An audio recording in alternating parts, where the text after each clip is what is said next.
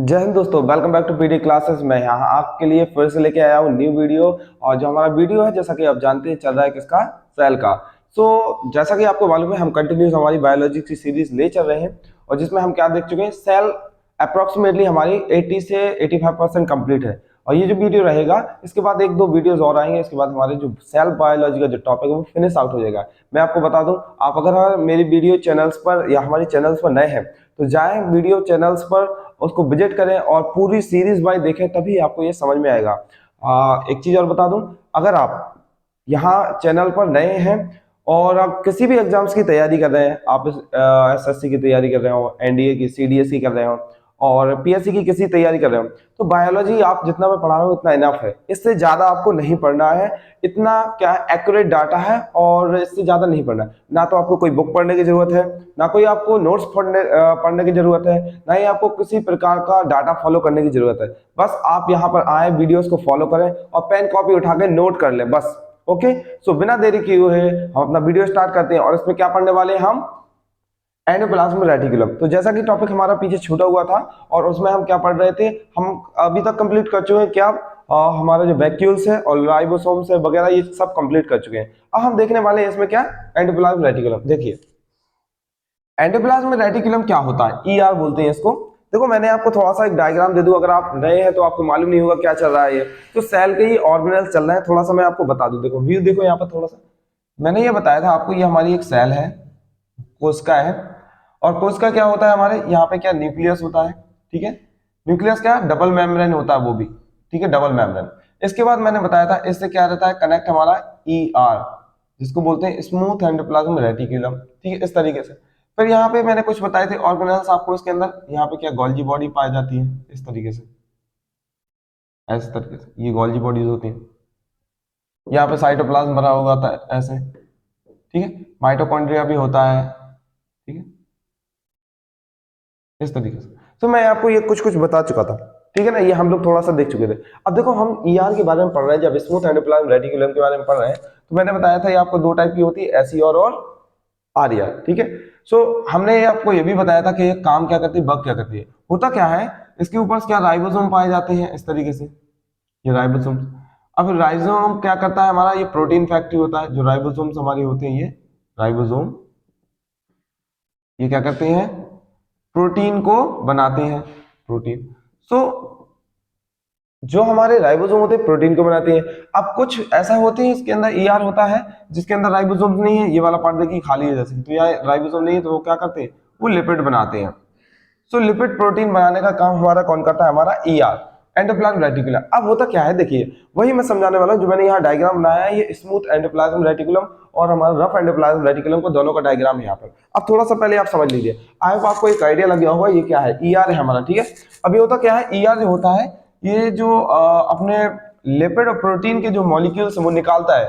किस फॉर्म में निकालता है, इस ड्रॉपलेट के फॉर्म में, ऐसे छोटे छोटे ऐसे यहाँ पर निकाल देता है मॉलिक्यूल्स इस तरीके से। और ये जाते कहाँ पे, सीधा जाते हैं गोल्जी बॉडी के पास। ये लिपिड प्रोटीन दोनों निकल के हुए हमारे ईआर से निकलते हुए कहां पर जाते हैं, हमारे गोल्जी बॉडी के पास। यही प्रोसेस मुझे आगे आपको समझानी है। देखो यहाँ पर ये क्या है, हमारा न्यूक्लियस पूरा, जैसा कि ये था यहाँ पर। इससे कनेक्ट है हमारा क्या, जैसे कि ईआर था, ये मैंने ईआर का डायग्राम बड़ा बना दिया जहां पे आपको समझने में आसानी हो। देखो थोड़ा समझते हैं, ध्यान से देखिएगा यहाँ पर, फोकस फोकस। देखो, ये हमारा न्यूक्लियस मेम्ब्रेन है और ये हमारा न्यूक्लियस है। न्यूक्लियस मेम्ब्रेन आउटर जो होता है, इससे कनेक्ट है हमारा क्या, इस तरीके से ईआर। अब जो ईआर ये कनेक्टेड है और इसके ऊपर क्या है, राइबोसोम्स है। अब राइबोसोम किस वाले के पास होते हैं, रफ एंडोप्लाज्म रेटिकुलम के ऊपर। रफ एंडोप्लाज्म रेटिकुलम के ऊपर ही हमारे क्या है, राइबोसोम रेड रेड हुआ है। मैं यहाँ लिख सकता हूँ, ये जो रेड रेड मैंने बनाया यहाँ पे, ये राइबोसोम है। राइबोसोम जो क्या करते हैं, प्रोटीन बनाते हैं। ये प्रोटीन बनाने का काम करते हैं। अब यहां से प्रोटीन प्रोड्यूस होगा आपका। दूसरी बात, ये दूसरा ब्रांच लाइक स्ट्रक्चर यहां मैंने बनाया है, ये भी हमारा क्या, एंडोप्लाज्म रेटिकुलम, बट यहाँ पे देखो राइबोसोम्स नहीं है। राइबोसोम नहीं है इसलिए हम इसको क्या बोलेंगे, एसईआर यानी स्मूथ एंडोप्लाज्म रेटिकुलम। इसको आरईआर यानी रफ एंडोप्लाज्म रेटिकुलम। अब ये वाला जो हमारा पोर्शन जो मैंने बनाया, ये क्या है, हमारा सेल मेम्ब्रेन। सेल मेम्ब्रेन से जो कनेक्ट रहता है वो रहता है एसईआर, और जो हमारा न्यूक्लियस मेम्ब्रेन से कनेक्ट रहता है वो आरईआर। आई होप आपको आइडिया लगा होगा क्या मैं बताने जा रहा हूँ। अब देखो होता क्या है, यहाँ पे जो इसका जो पार्ट होते हैं एंडोप्लाज्म रेटिकुलम, ये पूरा डायग्राम एंडोप्लाज्म रेटिकुलम का, इसके जो भाग होते हैं वो 3 पार्ट में होते हैं। तो इसको पढ़ने से पहले थोड़ा सा इसका थ्योरी पढ़ लेते हैं, रिकॉलेशन करते हैं वर्क क्या करता है। पहला पॉइंट देखो, it helps to transport protein lipid to Golgi body. सबसे पहला इंपॉर्टेंट वर्क ये क्या करता है, इसने क्या किया, जैसे कि मैंने यहाँ बताया था, ईआर ने प्रोटीन और क्या हमारा लिपिड, इन दोनों को बनाकर ट्रांसफर कर देता है किसके बाद, गोल्जी बॉडी के बाद। वही पॉइंट लिखा है यहाँ पर। दूसरा देखें, membrane bound organelle, membrane bound organelle है, बिल्कुल है। ईआर जो हमारा होता है इसके ऊपर क्या मेम्ब्रेन चढ़ी होती है, इसलिए इसको मेम्ब्रेन बाउंड ऑर्गेनेल भी बोला गया है। झिल्ली इसके ऊपर रहती है। इसकी दूसरी बात, टाइप इसके देखो, आरईआर और एसईआर, जैसा कि मैंने अभी आपको बताया आरईआर एसईआर। आरईआर जो होता है क्लोजर टू न्यूक्लियस मेम्ब्रेन, देखो है कि नहीं, ये न्यूक्लियस मेम्ब्रेन है, ये न्यूक्लियस मेम्ब्रेन। आरईआर जो हमारा है इसकी क्लोजर है, दिख रहा है ना, ओके। दूसरी बात, प्रोटीन सिंथेसिस, और जो आरईआर होता है जब इसके पास राइबोसोम है, राइबोसोम क्या करता है हमारा, राइबोसोम क्या बनाता है, प्रोटीन। तो ये क्या करेगा, प्रोटीन बनाएगा, तो इसलिए इसको लिखा गया प्रोटीन सिंथेसिस करता है। दूसरी बात देखो एसईआर के बारे में, एसईआर कहाँ है, closer to cell membrane, cell membrane के क्लोजर है, यही है ना एसईआर, तो ये इसके पास होती है, इसलिए लिखा है इसका क्लोजर टू सेल मेम्ब्रेन। आगे देखो, ये क्या करता है, लिपिड सिंथेसिस करता है, लिपिड बनाने का काम करता है। तो ये लिपिड बनाता है हमारा यहाँ पर। स्टेरॉइड हार्मोन भी बनाता है, ये फैक्ट आपको याद रखनी है। दूसरा, डिटॉक्सिफाई द पॉइजनस डिसीज और ड्रग, सॉरी क्या करता है, डिटॉक्सिफाई पॉइजन और ड्रग। जो हमारी बॉडी में अगर पॉइजन आ जाता है, अगर ड्रग आ जाती है, तो उसको डिटॉक्सिफाई भी कर देता है। तो इसका मोस्ट इंपोर्टेंट ये आपको याद रखना है, कुछ फंक्शन है और कुछ ये परफॉर्मेंस करता है एसईआर। अब दूसरी देखो, जो हमारा एंडोप्लाज्म रेटिकुलम है इसको हमने 3 पार्ट में बांटा है। इसके 3 पार्ट्स होते हैं, ठीक है। पहला कौन सा, ट्यूबुल्स, दूसरा वेसिकल्स, तीसरा सिस्टर्नी। सो 3 भाग में बांटा है, जैसा कि आप यहाँ देख सकते हो। ये जो पार्ट होता है, ये वाला जो पोर्शन है, इसको बोलते हैं सिस्टर्नी, ये वाला ब्रांच जिस पे हमारा राइबोसोम है, ये वाला पार्ट क्या कहलाता है, सिस्टर्नी। सो ये वाला जो ब्लू कलर का मैंने बनाया है, ये सिस्टर्नी वाला पार्ट है। दूसरी बात, ट्यूबल्स मतलब क्या होता है, ब्रांच जैसा, जो ब्रांच बनी हुई है, ट्यूब्स निकली हुई है, इनको ट्यूबल्स बोला है। सो हमारा कौन से हो गए, 2, एक तो हो गया ट्यूबल्स हो गया, एक सिस्टर्नी हो गया हमारा। अब दूसरा लास्ट वाला पोर्शन आता है वेसिकल्स, ये 3 पोर्शन हो गया हमारा वेसिकल्स। अब समझना है आपको क्या करता है, क्या फंक्शन करता है। देखो, जो रफ एंडोप्लाज्म रेटिकुलम होता है वो प्रोड्यूस करता है, वो भी प्रोड्यूस करता है वेसिकल्स, और हमारा स्मूथ एंडोप्लाज्म रेटिकुलम वो भी वेसिकल्स प्रोड्यूस करता है। वो वेसिकल का मतलब क्या है, वेसिकल का मतलब है मॉलिक्यूल। मॉलिक्यूल कैसा, वो या तो लिपिड का होगा या प्रोटीन का होगा। अब प्रोटीन का होगा तो कौन प्रोड्यूस करेगा, एसईआर, और लिपिड का होगा तो कौन करेगा, सॉरी अगर प्रोटीन का होगा तो कौन करेगा हमारा आरईआर, और एसईआर कौन करेगा हमारा लिपिड। सो इस तरीके से आपको याद रखना है। तो ये फंक्शन है इसके। तो ये वेसिकल्स के फॉर्म में, अब क्या होता है जब ये वेसिकल्स बन जाते हैं, ये जो मैंने यहाँ बनाए थे ये वेसिकल्स है, जब वेसिकल्स बन गए तो ये वेसिकल्स कहाँ जाएंगे हमारे, गोल्जी बॉडी के पास। अब गोल्जी बॉडी के पास ये परफॉर्मेंस करना चालू कर देते हैं। जैसे कि देखो ये लिखा आगे, ईआर यानी endoplasm reticulum has to transport protein lipid to Golgi body. ये क्या करते हैं, ट्रांसपोर्ट कर देते हैं हमारे ये जो वेसिकल्स रहते हैं किसके पास, गोल्जी बॉडी के पास। अब गोल्जी बॉडी क्या करती है, आगे हम गोल्जी बॉडी में पढ़ेंगे क्या फंक्शन करती है क्या नहीं करती है, पर थोड़ा सा समझ लो यहाँ पर। जैसे कि हमारा गोल्जी बॉडी ये है, इसको यहाँ पे लिख देते हैं थोड़े, गोल्जी बॉडी जीबी से डिनोट करते हैं। गोल्जी बॉडी में क्या होता है, मैं आपको पहले भी कई बार बता चुका हूँ। गोल्जी बॉडी के बाद जो वेसिकल्स पहुंचे, किसका, प्रोटीन का और लिपिड का।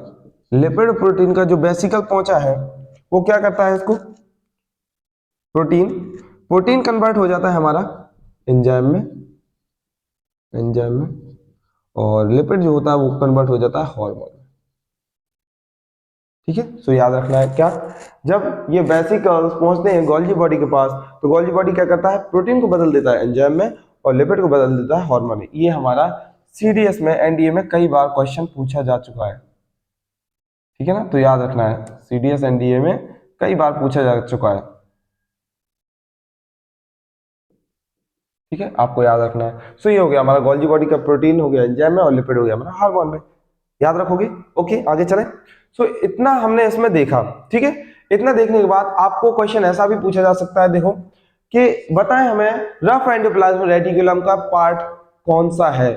4 ऑप्शन दे देगा आपको, कह देगा ट्यूबल्स, वेसिकल्स, सिस्टर्नी। तो मुझे ये बताओ कौन सा वाला भाग है इसका, सिस्टर्नी। तो रफ एंडोप्लाज्म रेटिकुलम का भाग कौन सा है, सिस्टर्नी, यानी कि सिस्टर्नी पूरी होती है जो इसके पार्ट से बनी होती है। दूसरा पूछ लेगा स्मूथ एंडोप्लाज्म रेटिकुलम जो होता है किस पार्ट से बना हुआ है, 3 ऑप्शन, एक दे देगा कोई और, तो आपको बताना है ट्यूबुल से। ये भी आपको फैक्ट याद रखना है। यहाँ पे हमने क्या देखा, हमने एंडोप्लाज्म रेटिकुलम देखा। आई होप आपको समझ में आया होगा। अब जो हम हैं नेक्स्ट पढ़ने वाले हैं इसके बाद, ठीक है, जब तक आप नोट करें।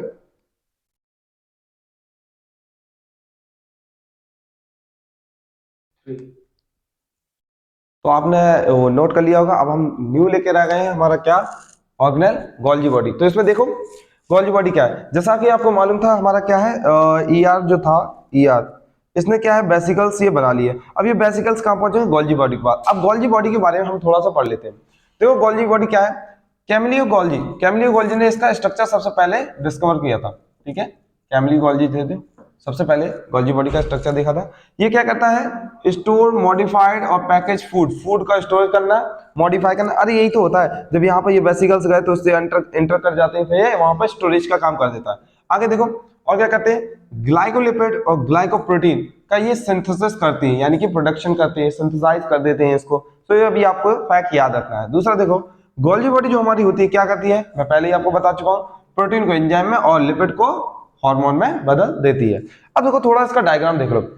जैसे कि आपको मालूम है ईआर ने वेसिकल बनाया, एंडोप्लाज्म रेटिकुलम वेसिकल बनाया। यहाँ पे वेसिकल कहाँ पहुंचे, हमारे गोल्जी बॉडी के पास। तो देखो सेम ये वेसिकल्स है कुछ आपके, तो ये क्या है आपके वेसिकल्स है, लिखा हुआ है ये वेसिकल्स है। अब कुछ वेसिकल्स क्या है हमारे लिपिड वाले हैं, कुछ प्रोटीन वाले हैं, ठीक है, लिपिड प्रोटीन वाले हैं। सो इस तरीके से यहाँ पर आए। अब ये एंटर होते हैं क्या हमारे गोल्जी बॉडी में, गोल्जी बॉडी में एंटर किए।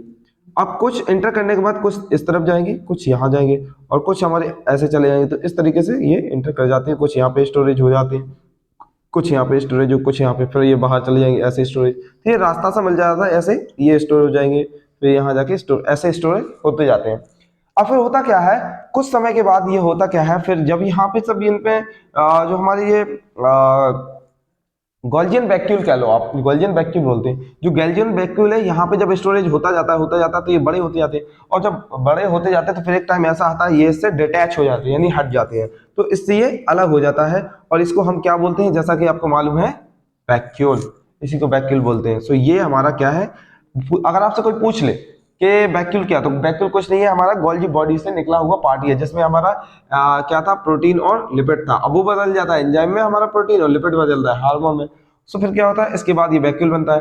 वैक्यूल के बाद ही कुछ समय बाद क्या होता है, हमारा लाइसोसोम बनता है, लाइसोसोम, ये मैं आपको पहले ही बता चुका हूँ। सो ये हमारा वैक्यूल, लाइसोसोम, गोल्जी बॉडी जो है हमारा, सब एक कनेक्टेड है, आपको याद रखना है। आई होप आपको समझ में आया होगा क्या मैंने यहाँ बताने का कोशिश किया है, क्या आपको समझना है। सो इतना आपको याद रखना है। अगला देख लें हमें राइबोसोम। राइबोसोम के बारे में हम पहले ही पढ़ चुके हैं। देखो कौन प्रोटीन फैक्ट्री कहलाती है हमारी, ठीक है, प्रोटीन को सिंथेसिस करता है ये, ठीक है, मेड ऑफ आरएनए, इंपोर्टेंट, ये इंपोर्टेंट, अभी आपको ये पता नहीं होगा। तो आरएनए और प्रोटीन से बनी होती है, किससे, आरएनए, ठीक है, और कौन सा, प्रोटीन से बनी होती है। नो मेम्ब्रेन बाउंड स्ट्रक्चर, यानी कि जो हमारा राइबोसोम होता है इसके ऊपर कोई मेम्ब्रेन बाउंड स्ट्रक्चर नहीं होता है, आपको याद रखना है, यानी जिसके ऊपर झिल्ली नहीं होती। दूसरी बात, found in both prokaryotic eukaryotic, ये प्रोकार्योटिक यूकार्योटिक में राइबोसोम दोनों में पाया जाता है। मैंने आपको देखो अगर आपको याद हो तो बैक्टीरिया में भी बताया था, ठीक है, कितना एस पाया जाता है बैक्टीरिया में, क्या है, बैक्टीरिया हमारा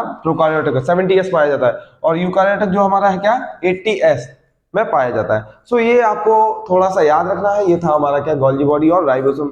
आई होप आपको वीडियो अच्छा लगा होगा। अगर वीडियो अच्छा लगा है तो लाइक कमेंट शेयर जरूर करें और अपने दोस्तों के साथ जरूर शेयर करें। मैं आपको फिर से बता दूं, अगर आप मेरे वीडियो चैनल्स पर नए हैं तो पीछे प्लेलिस्ट जितनी डली हुई है इसको लाइन बाय लाइन सीरीज से देखें, तभी आपको अच्छा समझ में आएगा।